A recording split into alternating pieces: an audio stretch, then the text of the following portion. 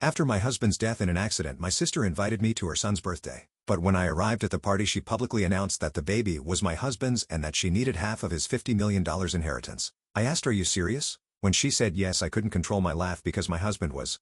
Life can change in a second. 1 minute, I was 33, happily married, and planning my future. The next minute, I was a widow, looking at cremation options because my husband's body was too damaged for an open casket. That's what happened to me, Jessica. 7 months ago, my husband Adam died in a terrible car crash. Since then, I've been drowning in sadness and trying to figure out how to live in this new, painful life. The first few weeks felt like a dream. I was busy with funeral plans, getting so many calls, and spending sleepless nights. If my parents hadn't taken over most of the funeral work, I don't know how I would have handled it. "Jessica, honey, we've arranged everything with the funeral home," my mom said softly, more gently than I'd ever heard her speak. "You just focus on yourself right now." A support group for people who lost their loved ones became my safe place. Every Friday evening, I sat in a circle with others who understood the deep pain in my chest. "Some days are harder than others," I said in one meeting, my voice so quiet. "Sometimes I wake up and forget he's gone just for a second." Rachel, who had lost her husband 3 years ago, gently held my hand. "That's normal, sweetie. Grief comes in waves," she said kindly. As time went by, I had to deal with other things. Adam had made sure I'd be okay financially. We had a house in the suburbs, an apartment in the city, and a good amount of money in the bank. I could have left my job at the marketing firm, but the thought of staying home all day alone scared me. So I chose to work part-time, just enough to keep myself busy. The biggest surprise was how my relationship with my parents changed. Growing up, I always felt like they cared more about my younger sister, Laura. They never missed her dance shows or school plays, while my good grades barely got a well done. But after Adam died, something between us changed. I offered to help my parents by sending them $3,000 every month. I didn't even think twice. Our weekly dinners at their house had become something I looked forward to. Mom would make her famous pot roast, Dad would pour some wine, and we'd talk about all kinds of things. For the first time in my life, I felt like they were really paying attention to me. "Jessica, tell us more about that new project you're working on," Dad would ask, actually showing interest in my job for once. "The marketing campaign is going well," I'd reply, enjoying the feeling of being seen. "My boss thinks it might bring in a few new clients." But everything changed the night my sister Laura came over for dinner. She walked in, 8 months pregnant, and just like always, the whole room turned its attention to her. Laura had been living in a small apartment on the other side of town. I hadn't seen her since Adam's funeral. "Laura, sweetie, sit here," Mom said, rushing to her side and gently moving me aside to make space for her favorite daughter. "Do you need another pillow?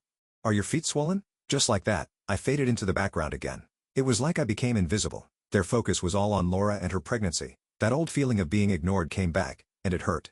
I thought I had moved past it, but it returned so quickly. "So, who's the father?" I asked during dinner, trying to be part of the conversation. "Have you told him about the baby?" Laura's face changed.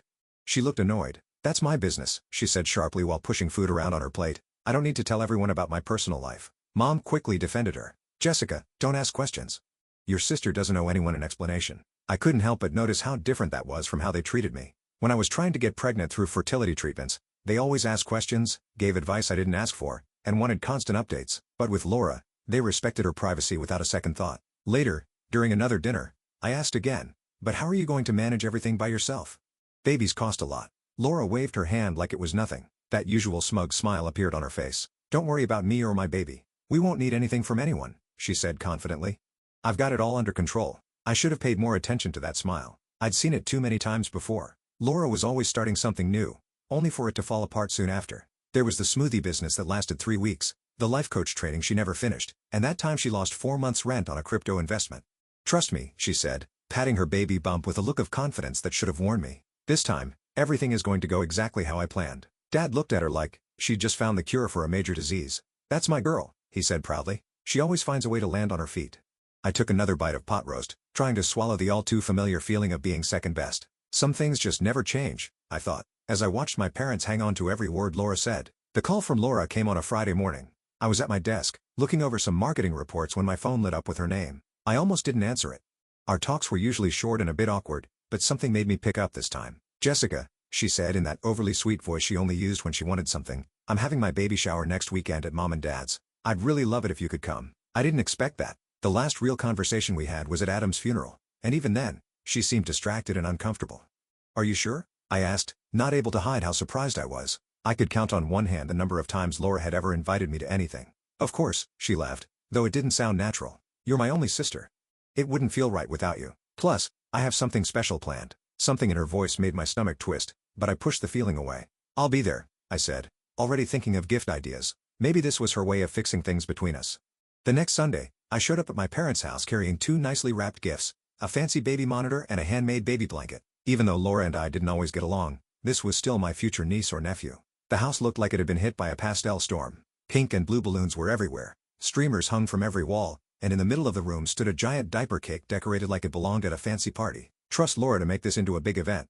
Half the town seemed to be there. Aunt Carolyn was chatting with her daughters, Mom's bridge club friends had taken over the sofa, and Laura's old college roommates stood by the punch bowl, giggling over old stories. "Time for games," Laura called out, walking through the crowd in a beautiful maternity dress that probably cost more than I paid in rent. She looked amazing, but something about the way she smiled made me uneasy. Her eyes kept meeting mine from across the room, holding my gaze a little too long.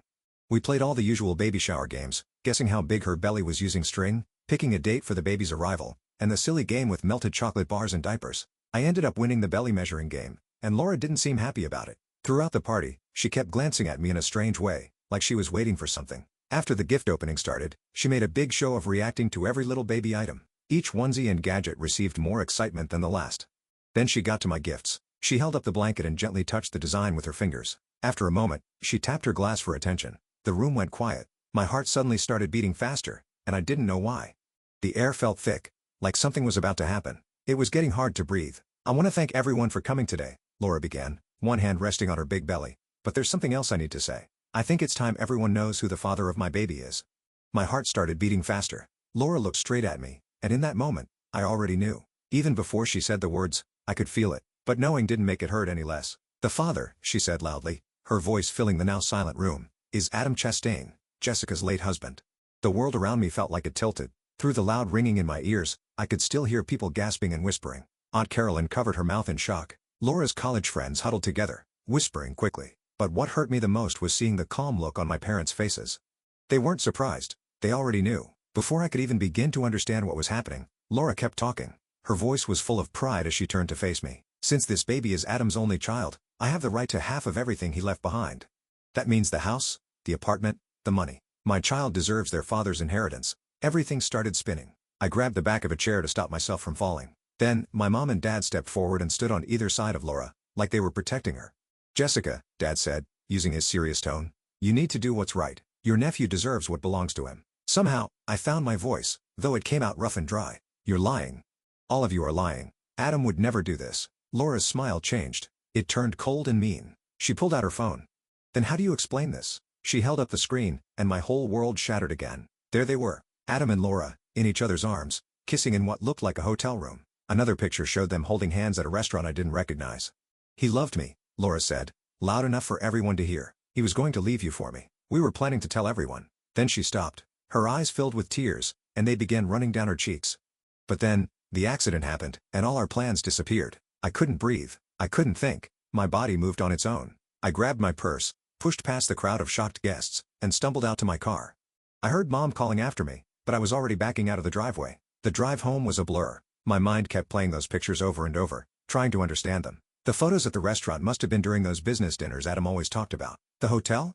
Probably. One of the trips he said were for work. My phone started buzzing the moment I walked through the front door. Laura was sending me message after message, dozens of them. They were screenshots of her chats with Adam. "I don't love her anymore. I haven't for a long time. We'll tell everyone after the divorce. You're the only one I want. I can't wait to start our life together." One message after another popped up on my screen, and each one felt like a fresh cut to my heart. The dates on the messages showed their conversations went back for months. All this time, while I was going through painful fertility treatments, thinking I was the reason we couldn't have kids, my husband and my sister were planning a new life without me. That night, I couldn't sit still. I walked around my house, touching Adam's things, looking at the photos on the walls, wondering if any of it had been real. Had our whole life together been a lie? At 6 a.m. sharp, the phone rang again. It was my parents. I let it ring a few times before picking up. "Jessica, you need to be reasonable about this," Dad said, not even bothering to say hello. "The sooner you agree to give Laura her share of the inheritance, the easier this will be for everyone." His cold and confident voice made me angry. Easier for who? For Laura? For them? For all of us, Mom added. I realized they had me on speakerphone. "You don't want this to get messy, dear." I barely got the words out. "When did you know about them?" There was silence. A pause that said more than words could. Finally, Mom spoke. "We've known for a while. Adam told us about 7 months before the accident." Her words hit me like a punch. 7 months. They knew for 7 months. And during that time, they let me cry at Adam's funeral while they pretended to comfort me. They kept taking the money I sent every month, even though they knew what he and Laura had done. Traitors. The word felt cold and final. "All of you. I ended the call and blocked their numbers. My hands were shaking when I opened my banking app, but I didn't think twice. I stopped the monthly payment I had been sending them. If they needed money, they could go ask their beloved Laura. 3 weeks passed, full of missed calls and unread messages. Then I got an email from Laura. She said she would sue me if I didn't give her half of everything Adam left behind. She used the word voluntarily, but it felt more like a threat. I couldn't bring myself to reply. I couldn't even think about Adam's betrayal or how many people must have seen them together while I stayed in the dark. Things at work got worse too. The whispers started. Some coworkers gave me sad looks.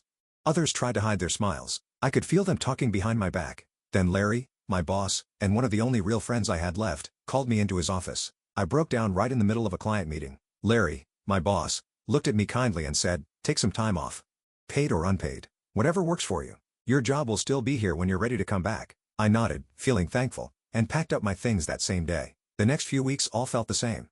I barely left the house. I had my groceries delivered, didn't answer the door when it rang, and spent hours looking at old photos, trying to see what signs I had missed. Every happy memory now felt fake. Every moment from my marriage was ruined by the truth that Adam had been living a secret life with my own sister. Then I found out through Facebook, Laura had given birth to a baby boy.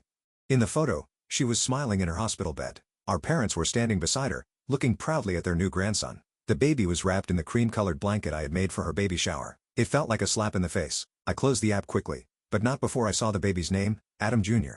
A week later, a thick envelope came in the mail. My hands shook as I opened it. I already knew what it was, a court notice. Laura was suing me for half of everything Adam had left me. She was saying her son deserved his father's inheritance. The legal letter was cold and clear. She wanted the house, half the money, and part of the downtown apartment. I spent 4 days looking for the right lawyer before I chose Paul Heyman. He had a great reputation for handling difficult inheritance cases. "Miss Chastain," he said, flipping through papers on his desk, his face calm but serious. "I have to be honest. Your sister has strong proof that she and your husband had a long-term relationship. There are text messages, photos, and even witness statements, including from your parents." He paused to adjust his glasses. In cases like this, proof of a close relationship and a biological child usually makes the court feel sympathy for the child's side. I was still trying to understand this horrible news when my phone rang that evening. It was an unknown number. "Hello," I answered. "Is this Jessica Chastain?" a woman's voice asked. I didn't recognize it, but something about the way she spoke felt oddly familiar. "I'm Joyce Meyer, Adam's mother." The world felt like it tilted. I grabbed the kitchen counter for balance. "That's impossible," I whispered. "Adam told me he was an orphan. He said his parents died when he was little. He said he grew up in foster care." "I'm afraid that was another lie," she said, her voice bitter, but not cruel. "Would you meet with me? There are things you need to know, things that might help you." We agreed to meet the next morning at a small cafe downtown, a neutral place. I got there early, my stomach full of nerves. I ordered a coffee and waited. I couldn't even drink my coffee. My hands were shaking so badly, I almost dropped the cup when she walked in. The way she looked shocked me. Adam had her eyes, her smile, even the same graceful way of moving. She walked just like him. "I was at the funeral," she said after we sat down in a quiet booth, far from anyone who might hear us. I sat in the back row, wearing a black dress and veil. I couldn't bring myself to speak to you then. Adam and I hadn't talked in years. Suddenly, I remembered her. The quiet woman who left before the service ended.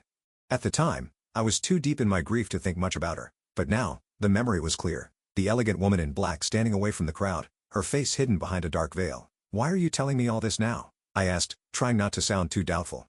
After everything I'd learned about Adam, it was hard to trust anyone who had been close to him. Joyce reached into her bag and pulled out a worn manila envelope. The edges were bent, like it had been carried around for a while. "Because I heard what your sister is trying to do," she said. "And because even with everything that happened, I don't want another woman to suffer because of my son's lies."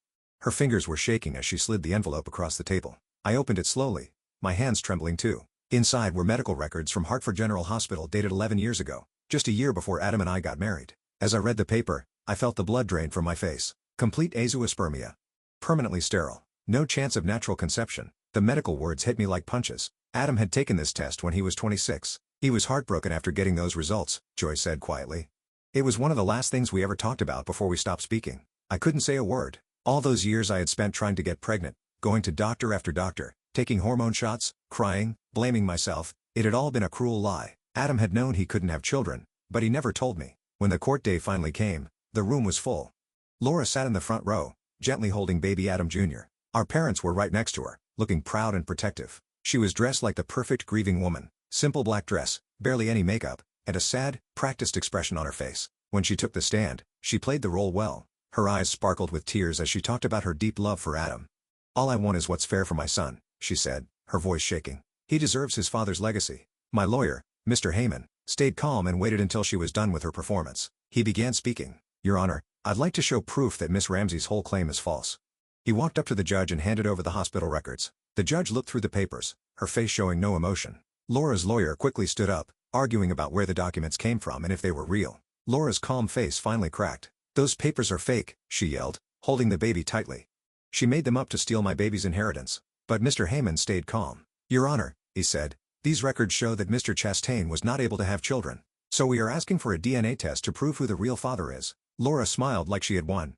That's not possible, she said. Adam was an orphan, and his body was cremated. There's no one to test. Actually, Mr. Heyman replied, turning toward the crowd, I'd like to introduce Joyce Meyer, Adam Chastain's biological mother.